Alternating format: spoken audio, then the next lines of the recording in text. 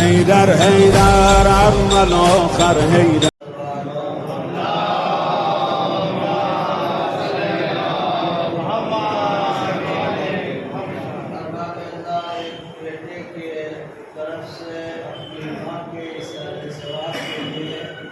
اس مجلس کا انعقاد ہوا ہے، لہذا گزارش ہے کہ ایک مرتبہ سورہ الحمد اور 3 مرتبہ سورہ توحید کی تلاوت کر کے مرحومہ مغفورہ شیرین بنت علی شاہ کی روح کو اصال کریں.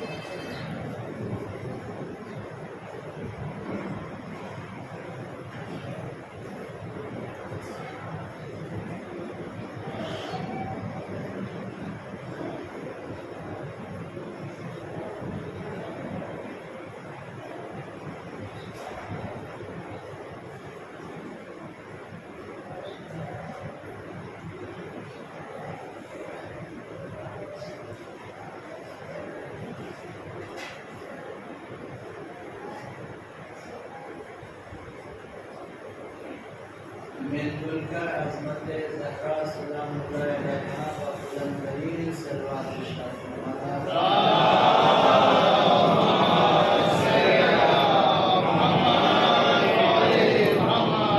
مجلس کے ماں کے اصالہ ثواب کے لیے ہے، پڑھنا تو مجھے ماں کے حوالے سے چاہیے. جیسا کہ آپ حضرات جانتے ہیں کہ عظمت والدین، مقام والدین، احترام والدین اللہ رسول نے اور اہل بیت علیہ السلام نے اپنی اپنی حیات تجربہ میں اس طرف اپنے چاہنے والوں کو، اپنے ماننے والوں کو متوجہ کیا ہے، اور اس حوالے سے اللہ کی طرف سے جو آیتیں آئی ہیں انہیں بھی بیان کیا، اور اپنی طرف سے بھی اقوال اور حدیث بیان کی.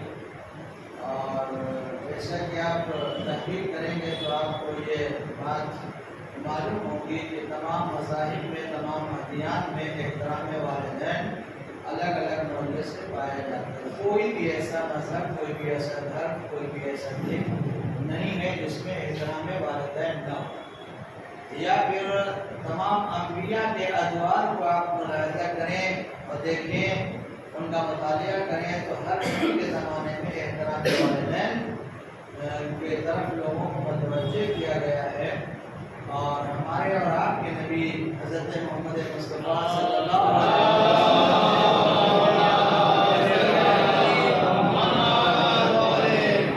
یہاں تک ارشاد فرمایا ان الجنت تحت اقدام الامہات، جنت ماں کے قدموں کے نیچے ہے. حالانکہ ہیں دو، ماں اور باپ، لیکن جب جنت کا سوال آیا تو اللہ کے حبیب نے یہ نہیں کہا کہ جنت باپ کے قدموں کے نیچے ہے، باپ کے قدموں تلے ہے، بلکہ ارشاد فرمایا کہ ماں کے قدموں کے نیچے اللہ نے جنت کو رکھ دیا ہے. ان الجنت تحت اقدام الامہات، جنت ماں کے قدموں کے نیچے ہے. جنت آپ کے گھر میں موجود ہے. اگر جنت کی طلب ہے، جنت کی خواہش ہے، جنت کی آرزو ہے، جنت کی تمنا ہے تو کہیں جانے کی ضرورت نہیں ہے. جنت آپ کے گھر میں موجود ہے اور وہ ماں کے قدموں کے تلے. آپ حاصل کرنا چاہیں تو آپ کے گھر میں وہ چیز موجود ہے، آپ حاصل کر سکتے ہیں. کیسے حاصل کر سکتے ہیں؟ ماں کو راضی کر کے، ماں کی اطاعت کر کے، ماں کے ساتھ حسن سلوک کر کے بس اسے راضی کر لے، جنت آپ کی ہوگی. جنت کی تلاش میں اپنے شہر سے کہیں دور جانے کی ضرورت نہیں ہے، گھر میں موجود ہے. اب ظاہر سی بات ہے جو چیز گھر میں موجود ہے اسے باہر کیوں تلاش کرنے جائیں گے؟ یا پابندی کا تقاضا نہیں ہے کہ جو چیز آپ کے گھر میں موجود ہے اسے تلاش کرنے آپ باہر جا رہے ہیں. گھر ہی سے حاصل کر لیجئے، اور اس کا طریقہ یہ ہے کہ ماں کو راضی کر لیجئے. اب آپ جس طرح سے ماں کو راضی کرنا چاہیں راضی کر لیجئے، جنت آپ کی ہو گئی، اور اس میں کوئی وجہ یا شک و شبہ نہیں ہو سکتا ہے. صلوات بھیج دیجئے محمد سوال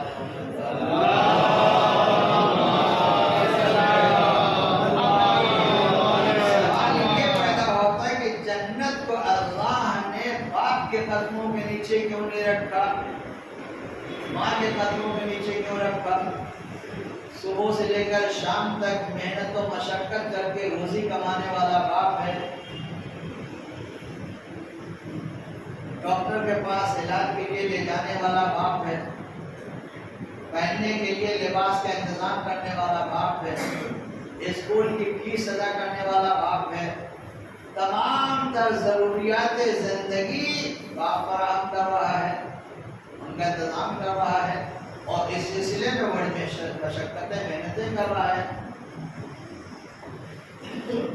باپ کے قدموں تلے اللہ نے جنت کیوں نہیں رکھی؟ تو یہ بات ایسے نہیں سمجھ پائے گی جب تک کہ آپ کتابیں نہیں پڑھیں گے، آیتیں نہیں پڑھیں گے، حدیثیں نہیں پڑھیں گے۔ یہ صحیح ہے کہ لباس کا انتظام باپ کرتا ہے، بیماری کی حالت میں دوا کے پیسے فراہم باپ کرتا ہے، اسکول کی فیس باپ دیتا ہے، مکان باپ بناتا ہے، شادی باپ کرتا ہے، لیکن ماں کے جو ایثار ہے، ماں کی جو قربانی ہے، ماں کی جو زحمتیں ہیں، ماں کی جو محنتیں اور مشقتیں ہیں، وہ باپ سے کہیں زیادہ ہیں۔ وہی تو وجہ ہوگی کہ باپ کے قدموں تلے جنت نہ رکھ کے اللہ نے ماں کے قدموں تلے رکھی ہے۔ کوئی تو ریزن ہوگا، کوئی وجہ، کوئی سبب تو ضرور ہوگا۔ تو جب جائزہ لیا جاتا ہے تو ماں کی زحمتیں، ماں کی مشقتیں باپ سے کہیں زیادہ ہیں۔ اس سلسلے میں میں نے خود اپنے مطالعے میں جو میرے باتیں میں مطالعہ کرنے کے نتیجے میں میرے علم میں ہے وہ بیان کر رہا ہوں۔ میں آپ کے خدمت میں سرکار دو عالم محمد مصطفیٰ محمد صلی اللہ علیہ وسلم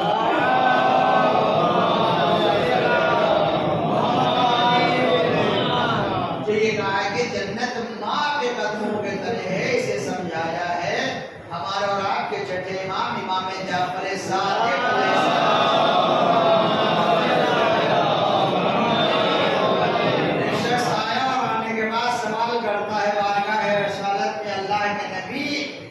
ماں کا مرتبہ زیادہ ہے یا باپ کا؟ ماں کا حق زیادہ ہے یا باپ کا ہے؟ تو سرکار دو عالم نے فرمایا اموں کا، تمہاری ماں کا ہے۔ فرمایا کہ ماں کا حق زیادہ ہے یا باپ کا ہے؟ تو جواب آیا اموں کا، تمہاری ماں کا۔ پھر سائن نے سوال وہی دہرایا کہ یا نبی اللہ ماں کا حق زیادہ ہے یا باپ کا؟ پھر رسول کی طرف سے جواب وہی آیا اموں کا، تمہاری ماں کا ہے۔ سائل نے اپنے سوال کو تیسری مرتبہ دہرایا کہ یا نبی اللہ ماں کا حق زیادہ ہے یا باپ کا ہے؟ سرکار دو عالم نے پھر تیسری مرتبہ وہی جواب دیا اموں کا، تمہاری ماں کا ہے۔ اور جب تین مرتبہ سرکار دو عالم نے کہہ دیا مسلسل اموں کا اموں کا اموں کا ثم ابا، پھر باپ کہا۔ سلوات بھیج دیجیے محمد و آل محمد۔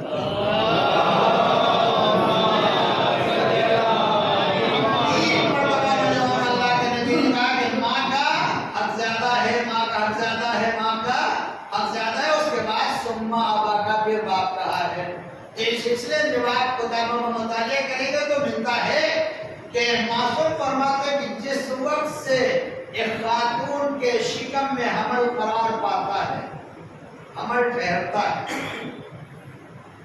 یہ لفظ سمجھ میں آ رہا ہے؟ کسی بھی خاتون کے شکم میں اس کے بچے کا جس وقت حمل قرار پاتا ہے، حمل ٹھہرتا ہے، وہاں سے لے کر تا وقت وہ حمل باہر نہیں آ جاتا، یعنی بچے کی ولادت نہیں ہو جاتی، معصوم فرماتے ہیں کہ یہ خاتون جس کے شکم میں حمل ہے مسلسل روزے کی حالت میں ہے، شب زندہ داری کر رہی ہے، اپنے جان اور اپنے مال کے ذریعے سے راہ خدا میں جہاد کر رہی ہے۔ آپ ان پر غور کریں، یہ ایسے نہیں ہے جملے۔ جس وقت حمل قرار پایا اس کی پوزیشن یہ ہے کہ جیسے آپ روزہ رکھ کے روزے کی حالت میں آپ کو روزے کا ثواب ملے گا، وہاں سے اس کے روزے کے جیسی حیثیت شروع ہو گئی، اور جب تک کہ بچہ شکم میں رہے گا، جب تک کہ اس کی پیدائش نہیں ہو جائے گی، اس خاتون کی حیثیت اللہ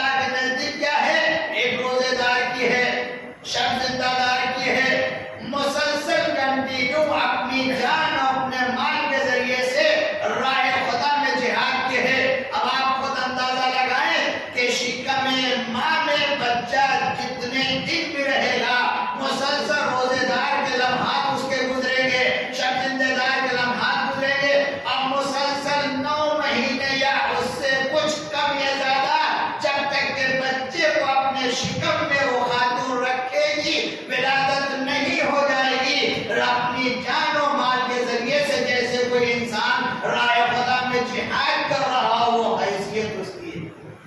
آپ اندازہ لگو مجاہدہ، جہاد کرنے والے آدمی کو مجاہد کہتے ہیں، اگر کوئی خاتون جہاد کر رہی ہے تو اسے مجاہدہ کہتے ہیں۔ عاملہ خاتون کا مجاہدہ کہیں تو چلے گا، وہ جہاد کر رہی ہے اپنی جان کے ذریعے سے بھی اپنے مال کے ذریعے سے۔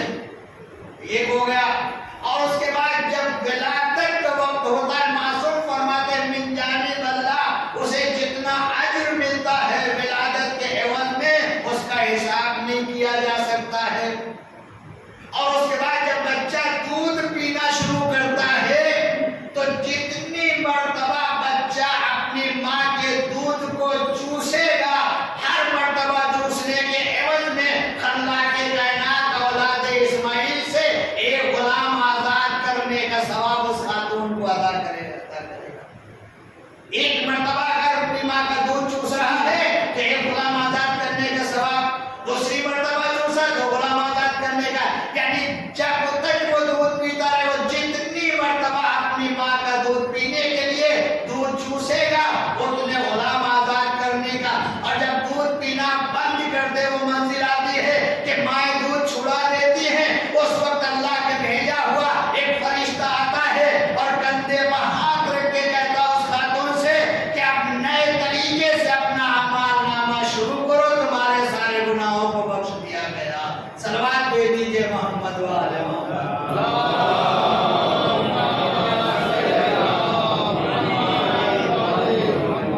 اب نئے طریقے سے اپنا اعمال نامہ شروع کرو، اس لیے کہ اللہ کی طرف سے تمہارے سارے گناہوں کو بخش دیا گیا ہے۔ یہ ایک حدیث میں نے پیش کیا آپ کی خدمت میں، سرکار دو عالم کی تو مسلسل راہ خدا میں جہاد کر رہی ہے، جان کے ذریعے سے بھی مال کے ذریعے سے، یہ شکم میں بچہ نہیں اٹھائے پھر رہی ہے، یہ جہاد کر رہی ہے، یہ مصروف جہاد ہے، مجاہدہ ہے، یہ جہاد کر رہی ہے، اتنا زیادہ ثواب ہے۔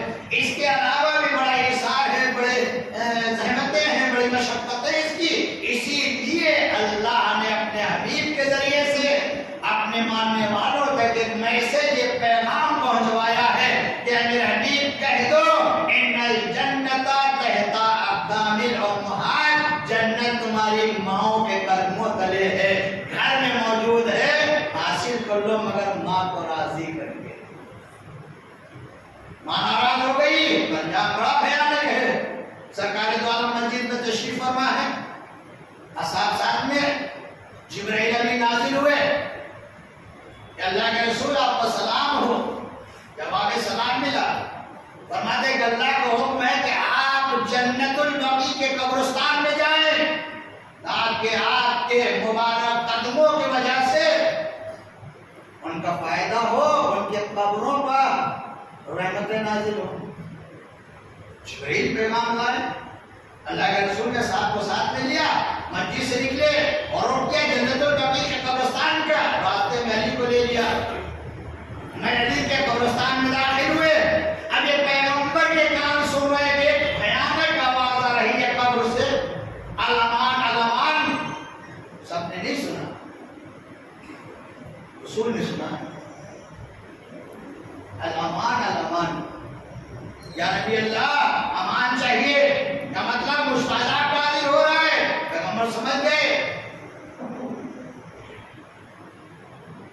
منادی دلوائی کا اعلان کر دو، منادی کرا دو کہ سب لوگ جنت البقیع کے قبرستان میں جمع ہو جائیں۔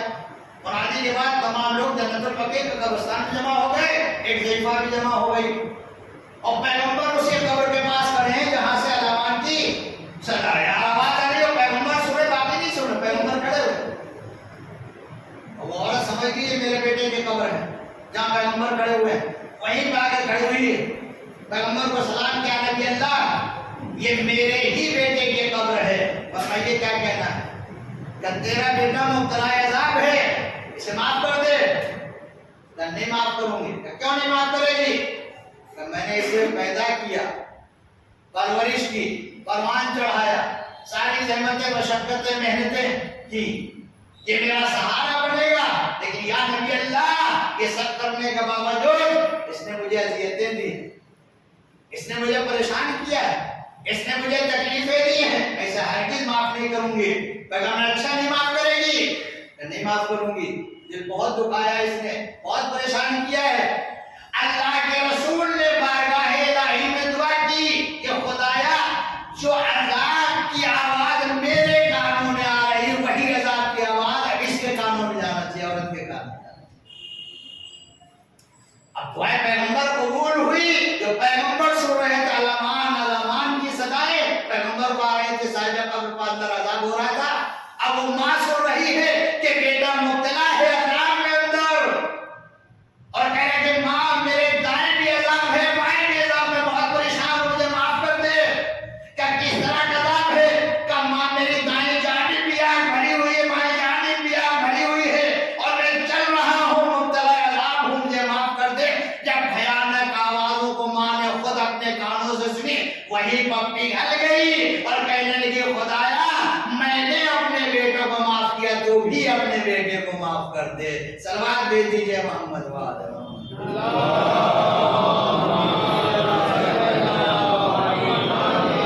ماں کی رضا کی صورت میں جنت آپ کی ہے، لیکن ناراضگی کی صورت میں یہ انجام ہے، اس کے علاوہ بھی جہنم تو ہے بہرحال۔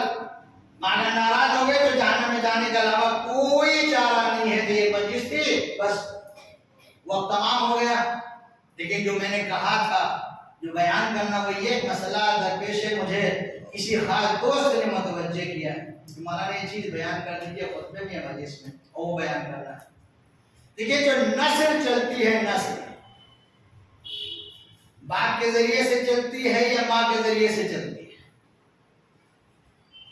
بہت سے لوگ اس سلسلے میں کنفیوز ہیں، کس کے ذریعے سے چلتی ہے بتائیں؟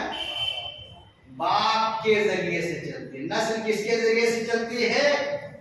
بولیں گے تاکہ ریپیٹ اور پکا ہو جائے گا آپ کو نا۔ باپ کے ذریعے سے چلتی ہے، اسی لیے فلاں ابن فلاں، لڑکے کے جب قاضی صاحب نکاح پڑھتے ہیں تو فلاں ابن فلاں کا نکاح فلاں بنت فلاں کے ساتھ اتنے مہر پا، یہ کہا جاتا ہے۔ فلاں ابن فلاں کا مطلب یہ ہے کہ فلاں کا بیٹا ہے، باپ کا نام لیا جاتا ہے، اور اگر لڑکی ہے لڑکی کو بنت کہتے ہیں، تو فلاں بنت فلاں۔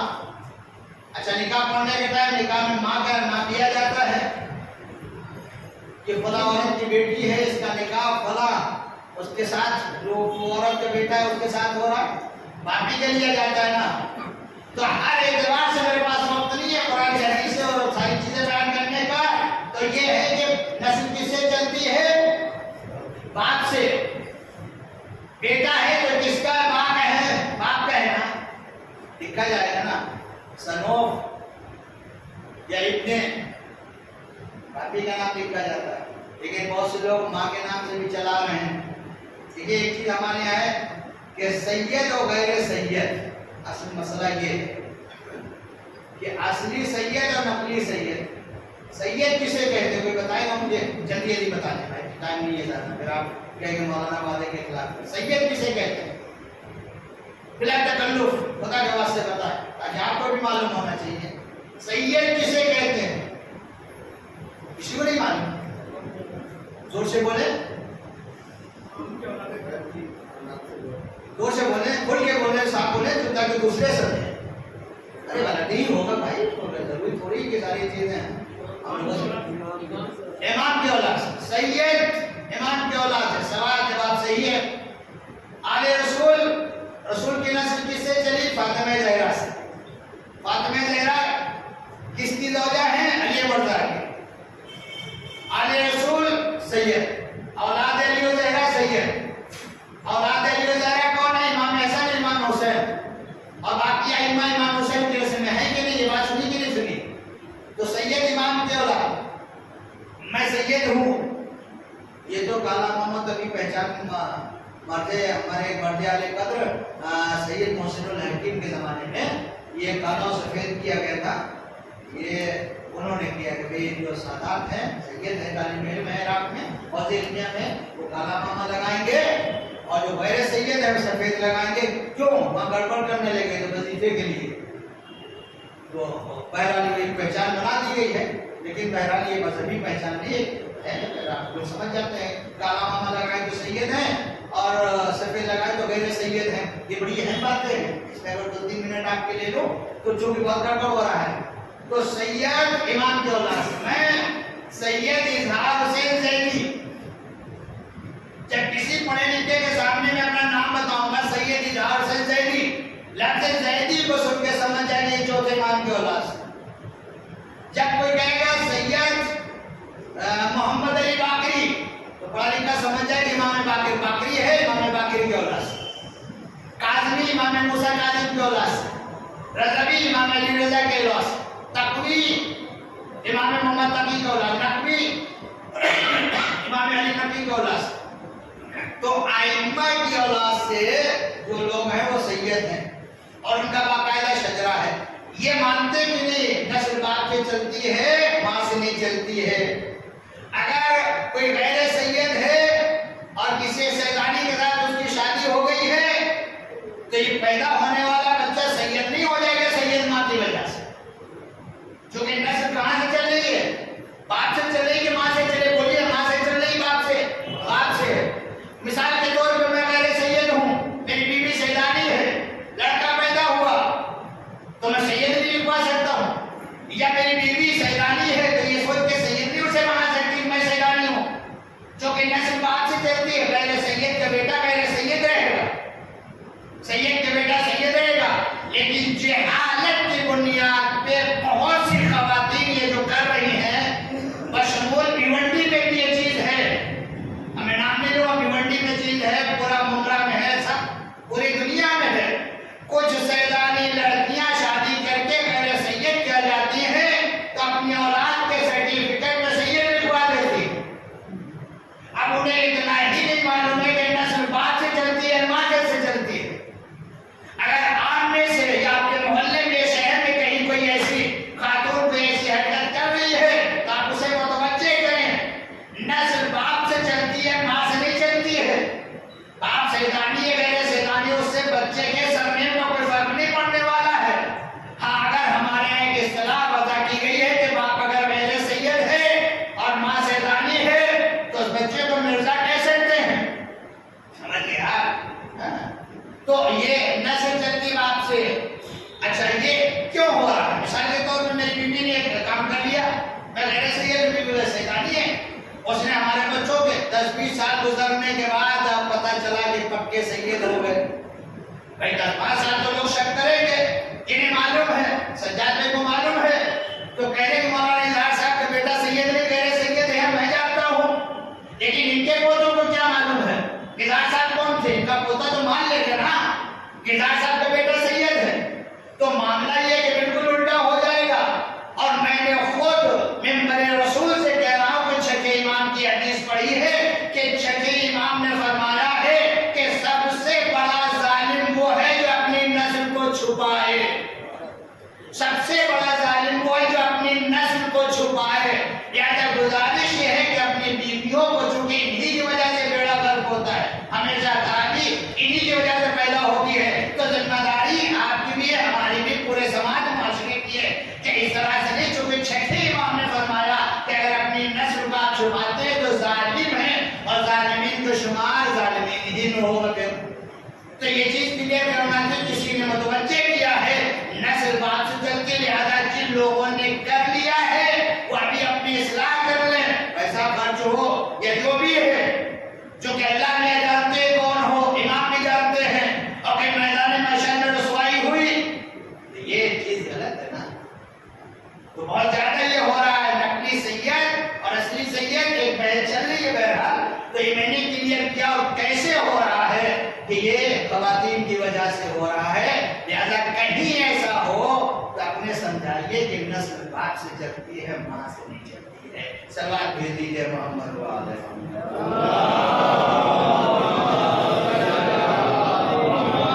یہ اہم میسج آج کا آپ ذہن میں رکھیے کہ نسل باپ سے چلتی ہے ماں سے نہیں چلتی ہے. ماں آپ کو بہرحال یہ کام نہیں کرنا چاہیے، اور 10-20 سال کے بعد وہ پھر چھپ جاتے ہیں، لوگ پتہ ہی نہیں چلتا ہے۔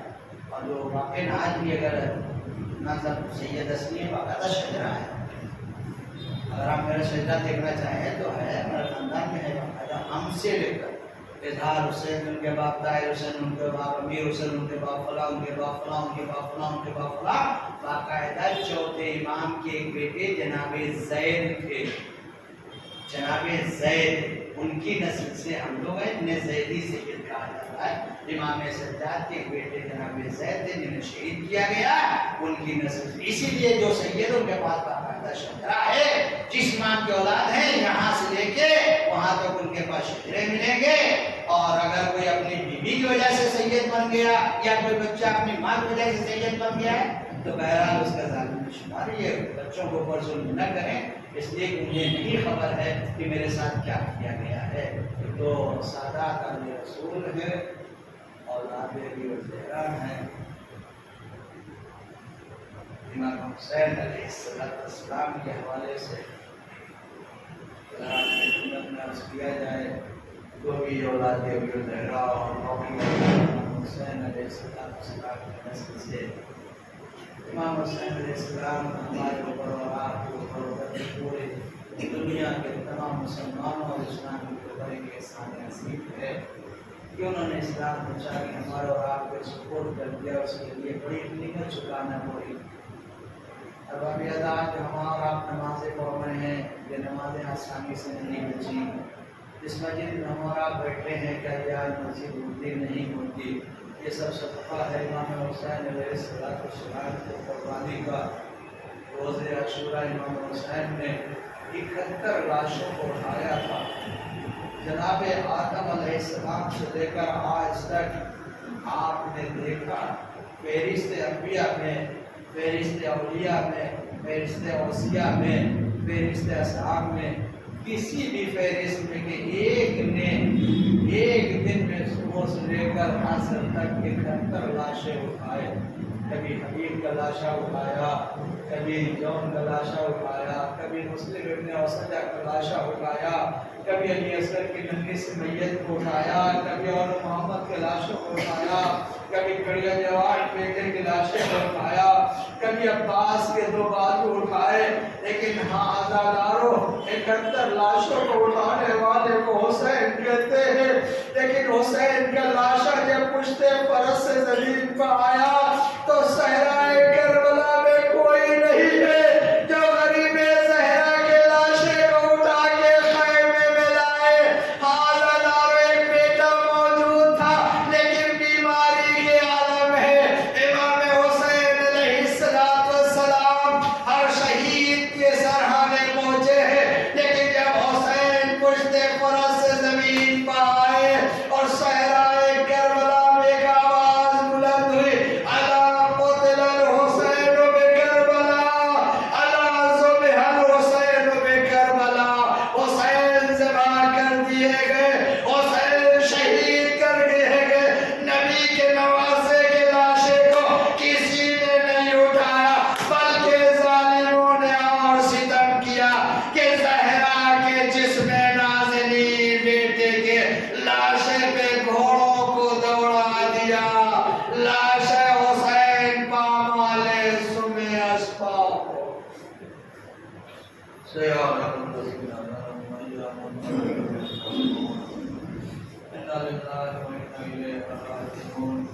خدایا ہمارے اس مجلس کو